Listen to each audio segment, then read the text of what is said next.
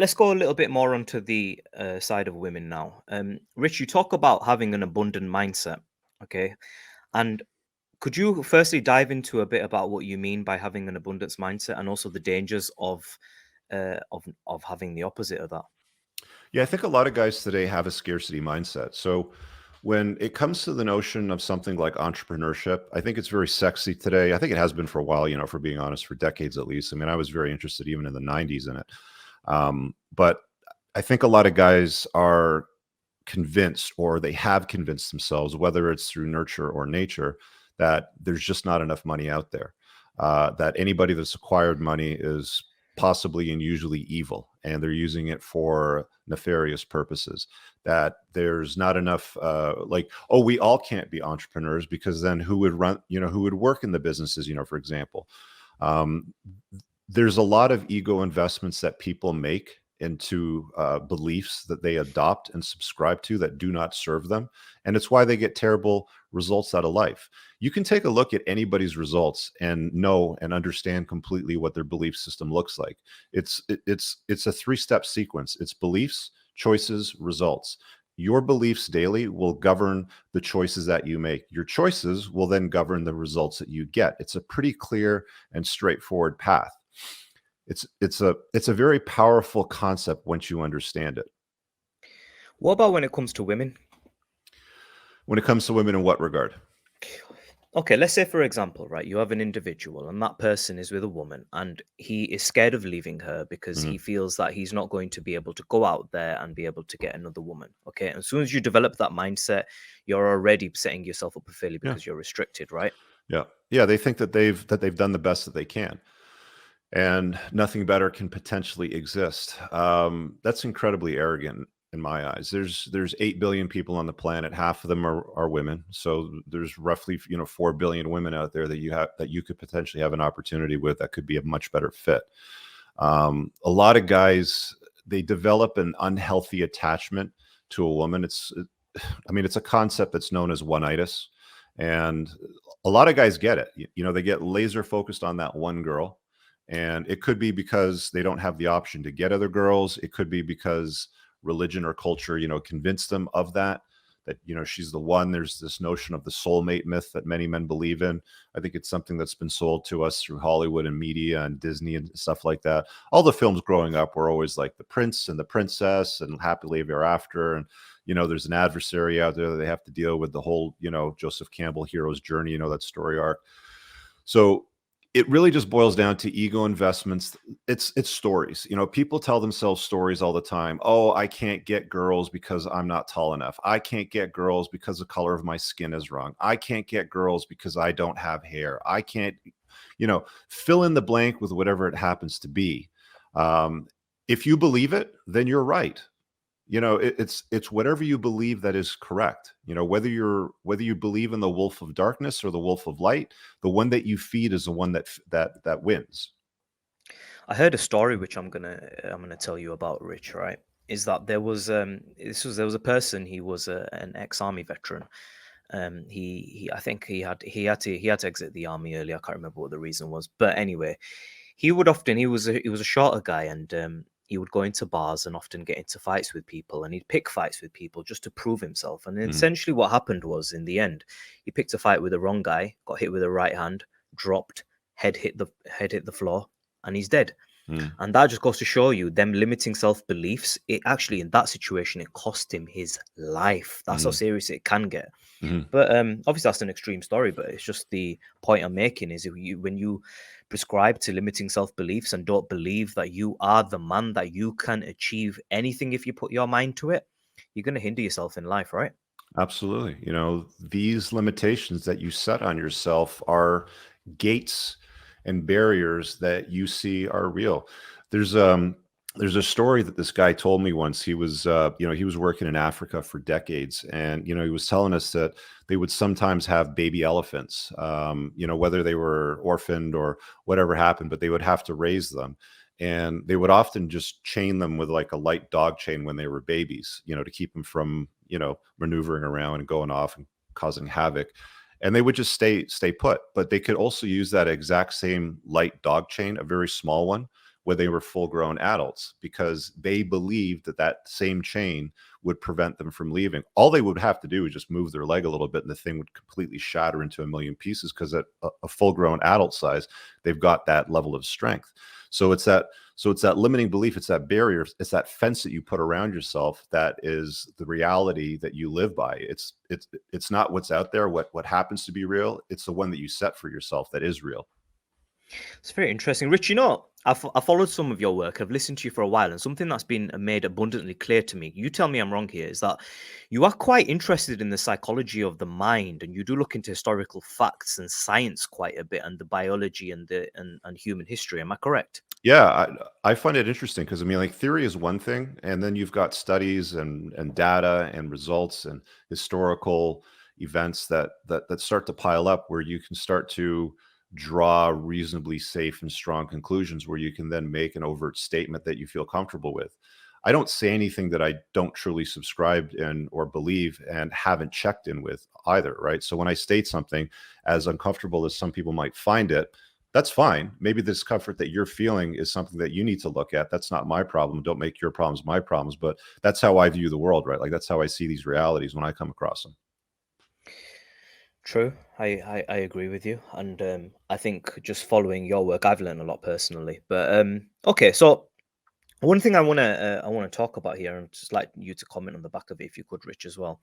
We were talking about this abundance mindset, and having when you're thinking about your partner or the woman that you're with, when you develop this so-called one-nightitis, of you as you put it, Mhm. what you can start to do is you can develop one-nightitis for the wrong woman, and you can get yourself, and I find a lot of men do this, right, is you make the mistake where you get with a woman, and when you're with that woman, she doesn't treat you right, or whether that's to your face or behind your back or whatever it may be, she's not right for you.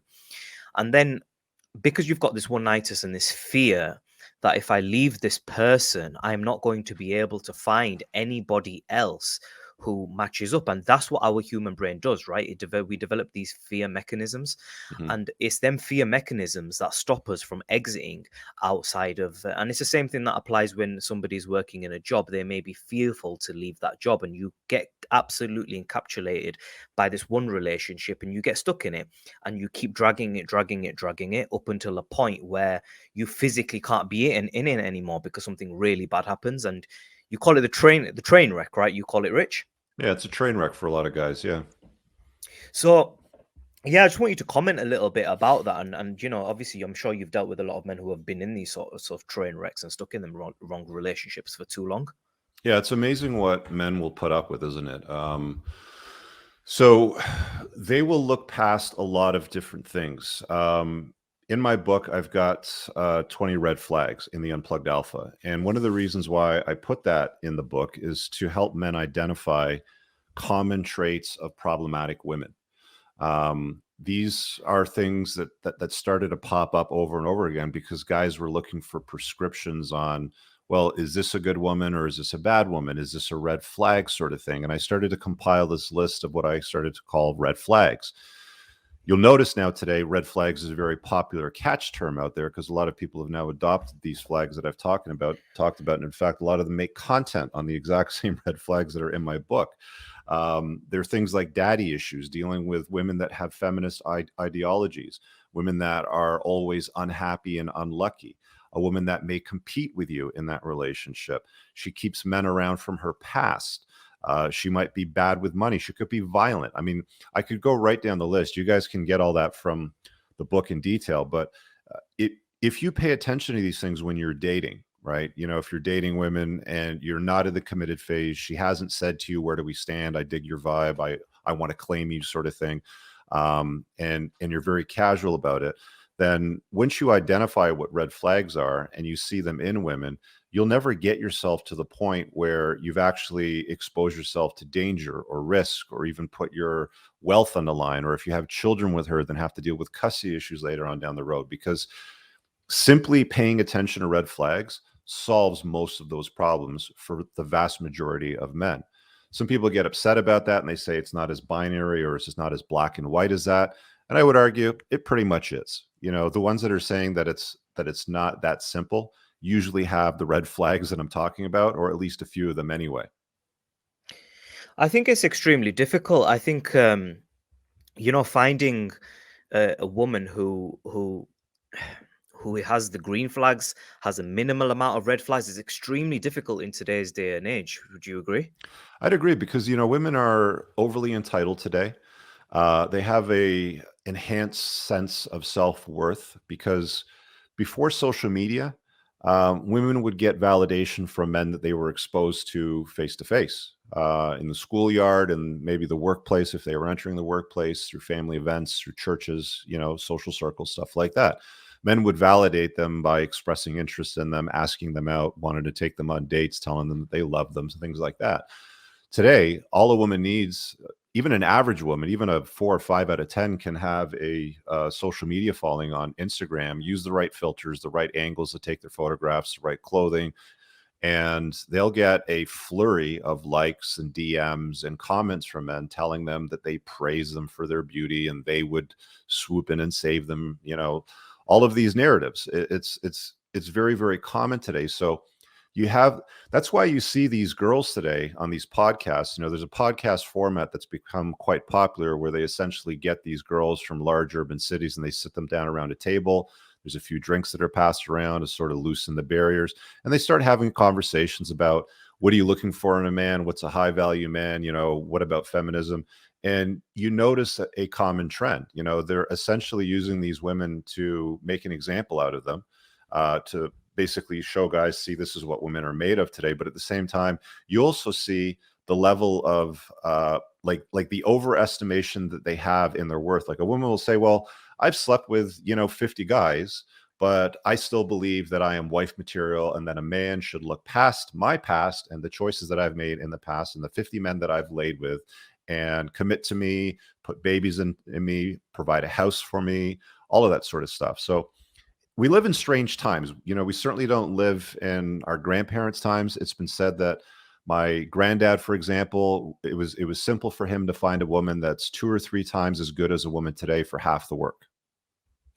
Rich, I'm gonna push back a little bit there because I disagree with you a bit. I think that, you know, I used to think that, times, and obviously, right, times have gotten a lot worse and things have gotten a bit more crazier now. But Mhm. I believe that our our thinking of, in my granddad's day, that it was like this and women were like that. I don't actually believe that's the case. I think that if you went back to them times, you'd, maybe it'd be a bit more subtle. Maybe it would be, across the street, they'd be just looking and giving a little wave, maybe, Mhm. and then it develops in secret.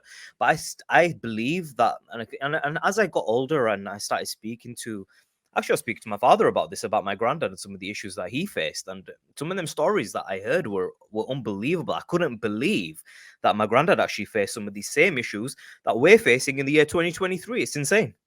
Well, women were still hypergamous back then. There's no doubt about that. They would always want the best that they can get. But the difference today is women have been sold this book of lies. Toxic feminism is what I would call it. They're drunk on this Kool-Aid of a woman needs a man like a fish needs a bicycle.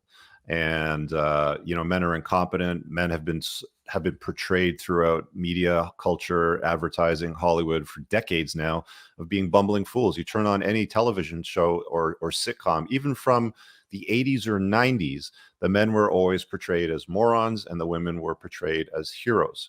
That is a stark difference from the Leave It to Beaver days, for example, which were the television shows that my parents and grandparents, sort of grew up on, even prior to that. So I mean, the truth of the matter is that women are women and men are men. But at the end of the day, women today are very, very different from the types of women that our parents dated.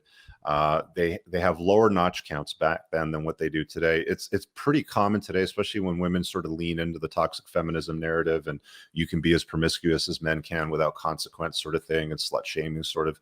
It still kind of exists, but it's not like it was back in the day, sort of thing. Women are very different today. I'm not taking away the fact that challenges exist in our parents and grandparents' age. The fact of the matter is that the challenges today are very different, and I think they're harder for men today. It's a lot more difficult for men today to pair bond monogamously to one chick over a long period of time, because women today are not wired that way anymore like they were decades ago. I really hope you guys enjoyed that clip. If you want to watch the full-length podcast, you can find that over here, that clip's from. If you're newer to the channel, make sure you hit subscribe over here, and pin down below in the top comment, you'll find a bunch of useful links to my website, my supplement line, books, and a bunch of other stuff. Have an amazing day. Peace out.